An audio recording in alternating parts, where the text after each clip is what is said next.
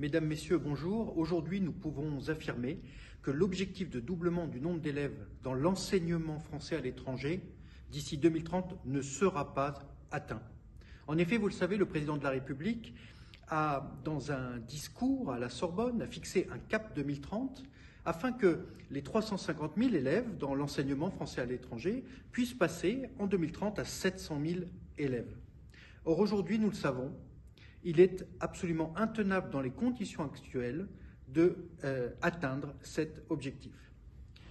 Comme vous pouvez le voir ici, en bleu, vous avez la courbe actuelle, maintenant depuis ce discours, avec une croissance de plus 2,2% par an du nombre d'élèves dans le réseau de l'enseignement français à l'étranger, plus 3,5% sur cette année.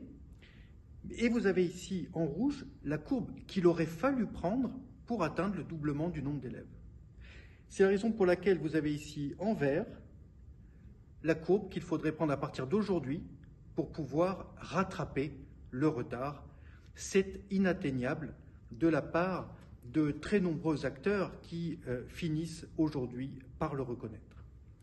Alors, cette situation, elle est importante. Il est important d'en parler clairement, calmement, comme nous l'avons fait adopter lors de la Commission des Affaires étrangères et de la Défense ce matin même, lors de la présentation avec mon co-rapporteur André Vallini, sur la diplomatie culturelle et d'influence, le programme 185. C'est important parce que cela peut pousser à la faute. En effet, homologuer un nouveau lycée français dans une ville qui n'en a pas peut être une excellente décision.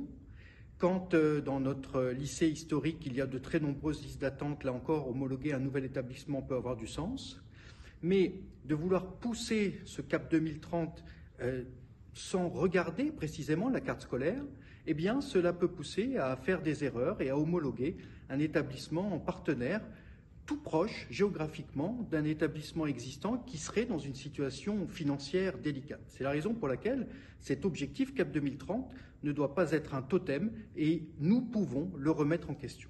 Maintenant, si on veut véritablement atteindre cet objectif, il y a une réforme profonde à faire, c'est la réforme de la capacité d'emprunt de l'Agence pour l'enseignement français à l'étranger, car aujourd'hui, les établissements en gestion directe n'ont pas, à travers l'AEFE, cette capacité d'emprunt. Pourquoi ? Parce que l'AEFE est classée dans les organismes divers d'administration centrale, qu'on appelle les ODAC, et qui lui interdit de pouvoir recourir à la capacité d'emprunt. C'est la raison pour laquelle, devant la Commission Affaires étrangères défense, nous avons prôné une autre mesure qui est la subvention pour charge d'investissement. La subvention pour charge d'investissement peut être un moyen de résoudre cette problématique du développement immobilier des établissements en gestion directe. Alors, dans le programme 185, la diplomatie culturelle et d'influence, nous sommes à peu près à 743,8 millions d'euros, en hausse de 2%, ce qui est une bonne nouvelle. Mais en réalité, sur l'AEFE, le budget en hausse de 30 millions d'euros est un budget en hausse, mais en trompe-l'œil.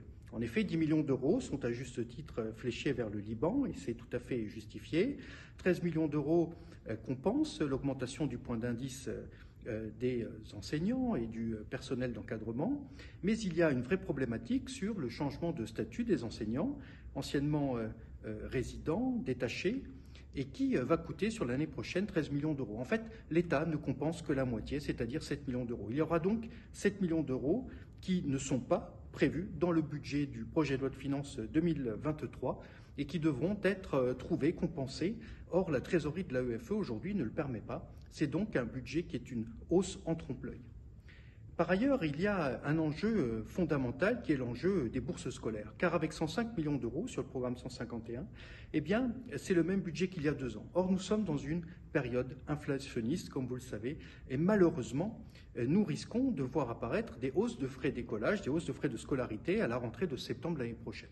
Or, pour les 25 000 boursiers du réseau d'enseignement français à l'étranger, dont la moitié sont couverts à 100%, eh bien, cette hausse de l'inflation, qui entraînera donc une hausse des frais de scolarité, va mettre une pression nouvelle sur le montant des bourses scolaires, et j'ai peur, c'est ce que nous alertons dans notre différentes prises de position, que les 105 millions d'euros pour les bourses scolaires ne puissent suffire. Il faudra donc que le gouvernement revoie sa copie sur ce sujet. Pour toutes ces raisons, vous le voyez, l'objectif de doublement du nombre d'élèves peut être un discours ambitieux, mais il faut s'en donner les moyens, et aujourd'hui, le compte n'y est pas.